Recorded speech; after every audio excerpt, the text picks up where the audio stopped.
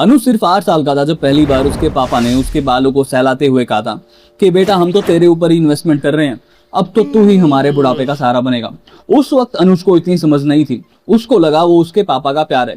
अनुज बड़ा हुआ, कॉलेज गया और डिग्री लेने के बाद उसने प्राइवेट एमएनसी कंपनी में जॉब करना शुरू कर दिया। जैसे ही अनुज की जॉब लगी, घर वालों की डिमांड भी वैसे वैसे बढ़ती रही। जहां घर नॉर्मली एक बजट पे चल रहा था, अनुज की जॉब के बाद पेरेंट्स ने खर्चे बढ़ा दिए और हर महीने एक सर्टेन अमाउंट अनुज से लेने लगे। वो ये चीज को इस तरीके से शो करते थे जैसे अनुज के पैसों पर उनका ही हक है। एक दिन अनुज के फादर ने अनुज को कहा कि मुझे एक कार लेके दो, और अनुज ने सोचा कि चलो इन्होंने मुझे इतना पढ़ाया लिखाया है, इतना तो मैं कर ही सकता हूँ। अनुज ने EMI पे एक कार निकलवा के अपने फादर को दे दी। कुछ टाइम बाद अनुज की मदर ने कहा कि मुझे भी एक आईफोन चाहिए। अब अनुज थोड़ा कॉशियस हो गया था और उसने अपने पेरेंट्स को कहा कि मेरे पास अभी इतने पैसे नहीं है, मैं आपको एक नॉर्मल बजट में स्मार्टफोन दिलवा देता हूँ। लेकिन ये सुन के अनुज की मम्मी सीधा बोली कि हम पागल है जो तेरे ऊपर इतना इन्वेस्टमेंट किया, हमने तेरी स्कूल की फीस दी, कोचिंग की फीस दी, हम तेरे फ्यूचर में इन्वेस्ट कर रहे थे ताकि एक दिन इसका रिटर्न ऑन इन्वेस्टमेंट तू हमें लाके देगा। अनुज को बचपन से लगता था कि उसके पेरेंट्स उससे सबसे ज्यादा प्यार करते हैं, लेकिन धीरे धीरे उसे समझ आया वो उनका बेटा कम और उनका रिटायरमेंट प्लान ज्यादा था। अनुज का एक ड्रीम था कि उसको अपना एक इवेंट मैनेजमेंट बिजनेस शुरू करना है, और उसने सोचा कि अब टाइम ठीक है, मेरे पास थोड़ी सेविंग्स है, मैं जॉब छोड़ देता हूँ और अपना बिजनेस सेटअप करना शुरू कर देता हूँ। अनुज ने जॉब छोड़ देने से पहले एक बार अपने पेरेंट्स को बता देना सही समझा। अपने पेरेंट्स को उसने रूम में बुलाया और अपने सपने के बारे में बताया, लेकिन माँ बाप ने कुछ इस तरीके से रिएक्ट किया जिसे देखकर खुद अनुज शॉक था। उन्होंने कहा कि तूने अगर अपनी जॉब छोड़ दी तो हम दोनों सुसाइड कर लेंगे, तू नहीं कमाएगा तो अब और कौन कमाएगा। अनुज इस इंसिडेंट के बाद बहुत ज्यादा प्रेशर में आ गया। इस प्रेशर की वजह से वो अपना काम भी ठीक से नहीं कर पा रहा था। उसकी लाइफ में पॉजिटिविटी उसको सिर्फ अपनी गर्लफ्रेंड दिया से मिलती थी। उसने सोचा मैं दिया से शादी कर लेता हूँ। दिया के पेरेंट्स अनुज से खुश थे और अनुज ने सोचा अपने घर पे भी बात कर लेता हूँ। लेकिन ये सुनते ही अनुज की माँ ने कहा, अच्छा तो तू हमें छोड़ के इसके साथ गुलछर्रे उड़ाएगा, इसके शौक पूरे करेगा, और उसके घर वालों ने शादी करने से मना कर दिया। अनुज चारों तरफ से एकदम घिरा हुआ महसूस कर रहा था। वो अपने ऑफिस बिल्डिंग के 13th फ्लोर पे काम करता था। रात के करीब 9 बजे थे। धीरे धीरे सब लोग जाने लगे, लेकिन अनुज वहीं रुका था। वो ये सब सोचकर इतना दुखी हो गया कि आखिरी में उसने सुसाइड करना ही बेहतर समझा। और सबसे डरावनी बात, अनुज अकेला नहीं है। वेरियस डेटा के अकॉर्डिंग इंडिया में जितने भी सुसाइड केस रिपोर्ट होते हैं उनमें लगभग 73% मैन होते हैं, क्योंकि बचपन से उन्हें सिखाया जाता है कि घर चलाना, पैसा कमाना और हर प्रॉब्लम का सॉल्यूशन बनना उनकी जिम्मेदारी है। जब जॉब का स्ट्रेस, फाइनेंशियल प्रॉब्लम, पढ़ाई का प्रेशर या शादी और कोर्ट के डिस्प्यूट्स एक साथ आ जाते हैं तो कई मर्द इस प्रेशर को हैंडल नहीं कर पाते और कुछ लोग अपनी जिंदगी खत्म करने जैसे कदम उठा लेते हैं। इस वीडियो में हम सिर्फ पेरेंट्स को विलन नहीं बनाएंगे, हम समझेंगे कि कैसे प्यार कब कंट्रोल बन जाता है, कैसे सेक्रीफाइस एक इमोशनल डेप्थ बन जाता है, और कैसे एक बच्चा धीरे धीरे एक इंसान से एक इन्वेस्टमेंट बन जाता है। सबसे पहले बात करते हैं सेल्फ डिटर्मिनेशन थ्योरी की। साइकोलॉजी के अकॉर्डिंग हर ह्यूमन बीइंग की 3 नीड होती है: autonomy, competence and relatedness. Autonomy होती है दोस्तों यानी कि अपनी मर्जी से डिसीजन लेना। कॉम्पिटेंस होती है कुछ अचीव करना। रिलेटेडनेस होती है प्यार और एक दूसरे का साथ। जब किसी इंसान से ऑटोनॉमी छीन ली जाती है तो वो सिर्फ फ्रीडम नहीं खोता, धीरे धीरे वो अपना मोटिवेशन, कॉन्फिडेंस और जीने की वजह भी खोने लगता है, जिसके वजह से उसके लिए कुछ अचीव करना कंपैरेटिवली मुश्किल हो जाता है, क्योंकि सारे डिसीजन किसी और इंसान के हाथ में होते हैं। अब इंसान को ये दोनों चीजें यानी ऑटोनॉमी और कॉम्पिटेंस नहीं मिलती तो वो धीरे धीरे लोगों से भी दूर होना शुरू हो जाता है। अगला पॉइंट है दोस्तों फियर, ऑब्लिगेशन, गिल्ट मॉडल यानी कि FOG मॉडल। इस मॉडल के 3 एस्पेक्ट होते हैं। पहला होता है फियर, जैसे अगर मैंने कुछ भी करने से मना किया तो मेरा घर टूट जाएगा, ये एक डर है। सेकंड चीज होती है दोस्तों ऑब्लिगेशन, उन्होंने मुझे पाला है तो मेरी जिम्मेदारी बनती है उनके लिए खड़ा रहने की। तीसरी चीज होती है दोस्तों गिल्ट, अगर मैंने अपनी लाइफ चूज की तो मैं सेल्फिश हूँ। जब किसी इंसान की लाइफ फियर, ऑब्लिगेशन और गिल्ट इन 3 इमोशन से कंट्रोल होने लगे तो बाहर से तो वो एक फ्री इंसान की तरह ही दिखता है, लेकिन वो अंदर से एकदम कैद होता है। इंडियन पेरेंट्स जनरली अपने बच्चों के साथ कुछ ऐसा ही कर रहे होते हैं। थर्ड पॉइंट है दोस्तों conditional love versus unconditional love. हर बच्चा दोस्तों एक बेसिक सी एक्सपेक्टेशन के साथ बड़ा होता है कि उसके पेरेंट्स उसे इसलिए प्यार करते हैं क्योंकि वो उनका बच्चा है। लेकिन जब प्यार के साथ कंडीशन अटैच हो जाती है, अगर इंजीनियर बनोगे तो प्राउड होंगे, अगर हमारी बात मानोगे तब अच्छे बेटे हो, अगर पैसे कमाओगे तब हमारे लिए वैल्यूएबल हो, तो बच्चे के दिमाग में एक डेंजरस बिलीफ डेवलप होता है, मुझे प्यार मिलता नहीं है, मुझे प्यार अर्न करना पड़ता है। ये ही बिलीफ है दोस्तों। अगला पॉइंट है दोस्तों सोशो इकोनॉमिक इन्वेस्टमेंट मॉडल।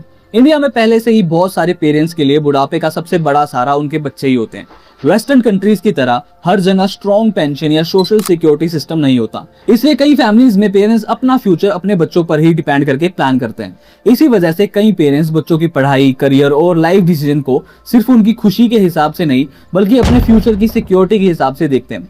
अगर बच्चा कोई ऐसा करियर चूज करता है जिसमें इनकम या स्टेबिलिटी कम हो तो पेरेंट्स को लगता है कि उनका फ्यूचर भी रिस्क में पड़ सकता है। इसी डर की वजह से वो बच्चे की लाइफ के हर बड़े डिसीजन को कंट्रोल करने की कोशिश करते हैं। यहीं से वो फीलिंग आती है दोस्तों जहां लगता है कि बच्चे को एक इंडिपेंडेंट इंसान नहीं बल्कि फैमिली के फ्यूचर इन्वेस्टमेंट की तरह ट्रीट किया जा रहा है। इंडिया में बचपन से हमें ये सिखाया जाता है कि फैमिली सबसे पहले आती है, इसलिए कई बार किसी एक इंसान की खुशी या उसकी पर्सनल चॉइस से ज्यादा इंपॉर्टेंस फैमिली की रेपुटेशन और एक्सपेक्टेशन को दी जाती है। इसी वजह से जब कोई बच्चा अपना करियर अपने हिसाब से चूज करता है या अपना पार्टनर या अपने लाइफ डिसीजन खुद लेना चाहता है तो कई पेरेंट्स उसे अपनी मर्जी चलाना या फैमिली के खिलाफ जाना समझते हैं।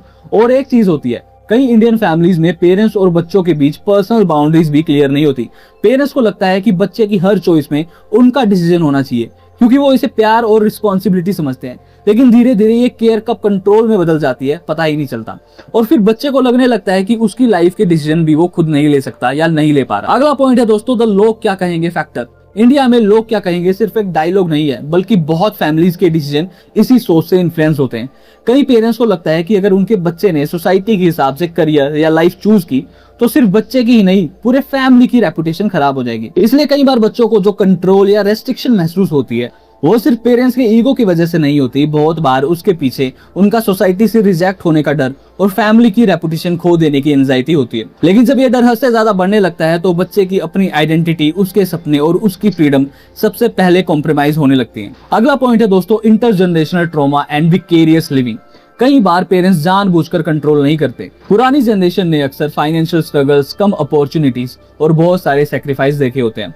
उन्हें लगता है कि उन्होंने जो स्ट्रिक्ट रूल्स फॉलो किए और इतनी मेहनत की उसी की वजह से वो आज यहाँ तक पहुंचे हैं। इसलिए जब वो कहते हैं हमने तुम्हारे लिए इतने सेक्रीफाइस किए हैं अब तुम्हें हमारी बात माननी ही चाहिए, तो कई बार उसके पीछे सिर्फ अथॉरिटी नहीं बल्कि अपनी पूरी स्ट्रगल को मीनिंगफुल साबित करने की कोशिश भी होती है।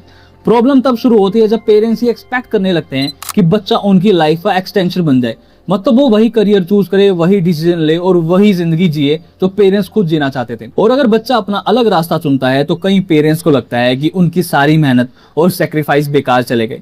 इसी सोच की वजह से पेरेंट्स और बच्चों के बीच कॉन्फ्लिक्ट पैदा होता है। अगला पॉइंट है दोस्तों the dependence gap. Indian families में एक और इम्पोर्टेंट रीजन है फाइनेंशियल डिपेंडेंस। इंडिया में बहुत से यंग अडल्ट्स अपनी लेट 20s या अर्ली 30s तक पेरेंट्स के साथ रहते हैं। इसके पीछे रीजन है महंगी प्रॉपर्टी, जॉब मार्केट की प्रॉब्लम्स और फाइनेंशियल इंस्टेबिलिटी। और जब घर भी पेरेंट्स का हो और खर्चा भी वही उठा रहे हो तो नेचुरली डिसीजन मेकिंग की पावर भी उनके पास ज्यादा होती है। इसी वजह से कई बच्चों को अपनी लाइफ के डिसीजन लेने की पूरी फ्रीडम नहीं मिल पाती। एक और एग्जांपल शादी का है। आज भी इंडिया में ज्यादातर शादियों में पेरेंट्स का रोल बहुत बड़ा होता है, चाहे अरेंज मैरिज हो या सेमी अरेंज। फैमिली डिसीजन में फैमिली की अप्रूवल को बहुत इंपॉर्टेंस दी जाती है। ये दिखाता है कि करियर और लाइफ पार्टनर तक कई बड़े डिसीजन में पेरेंट्स का इन्फ्लुएंस काफी स्ट्रॉन्ग रहता है और इसी वजह से बहुत से यंग अडल्ट्स को लगता है कि उनकी पर्सनल ऑटोनॉमी यानी अपनी मर्जी से डिसीजन लेने की आजादी अभी भी पूरी तरह उनके हाथ में नहीं है। आइए दोस्तों बात करते हैं कि एक स्लेवरी जैसा क्यों लगता है। सबसे बड़ी प्रॉब्लम तब शुरू होती है जब बच्चे के पास अपनी लाइफ के डिसीजन लेने की फ्रीडम ही नहीं बचती। जब हर डिसीजन यानी कि करियर, दोस्तों से मिलना, शादी या लाइफस्टाइल किसी और के कंट्रोल में होते हैं तो धीरे धीरे इंसान को लगने लगता है कि वो अपनी जिंदगी जी ही नहीं रहा, बस दूसरों के हिसाब से एडजस्ट किए जा रहे हैं। लेकिन इसका मतलब ये नहीं है कि हर पेरेंट्स बुरे होते हैं या जानबूझकर अपने बच्चों की लाइफ खराब करना चाहते हैं। सच ये है कि कई पेरेंट्स खुद डर, फाइनेंशियल इनसिक्योरिटी, सोसाइटी के प्रेशर और पुरानी जनरेशन की कंडीशनिंग के साथ बड़े हुए होते हैं। वो वही पेरेंटिंग अपने बच्चों के साथ रिपीट कर देते हैं जो उन्होंने खुद देखी थी। लेकिन रीजन समझना और उस बिहेवियर को जस्टिफाई करना दोनों अलग बातें हैं। अगर किसी बच्चे की फ्रीडम, मेंटल हेल्थ और इंडिविजुअलिटी सेक्रीफाइस हो रही है तो उस दर्द को सिर्फ ये कहकर इग्नोर नहीं किया जा सकता कि पेरेंट्स का इंटेंशन तो बुरा नहीं था, वो तो तुम्हारा अच्छा ही सोच रहे थे। इन सारी बातों का दोस्तों असली कंफ्लिक्ट ही यही है। एक तरफ है पुरानी सोच जो कहती है कि फैमिली का सर्वाइवल और रेपुटेशन सबसे इंपॉर्टेंट है, और दूसरी तरफ है आज की जनरेशन जो चाहती है कि वो अपनी आइडेंटिटी, अपने सपने और अपनी लाइफ की डिसीजन खुद ले। जब तक ये दोनों तरह की सोच एक बैलेंस नहीं ढूंढ पाती तब तक इंडियन फैमिलीज में ये जनरेशन गैप और कॉन्फ्लिक्ट शायद ऐसे ही देखने को मिलते रहेंगे। So this is it for this video guys. मैं मिलता हूं आपसे अपनी अगली वीडियो में ऐसे ही किसी इंटरेस्टिंग टॉपिक के साथ। तब तक के लिए good morning, good night, good afternoon, whatever suits the best. Bye bye.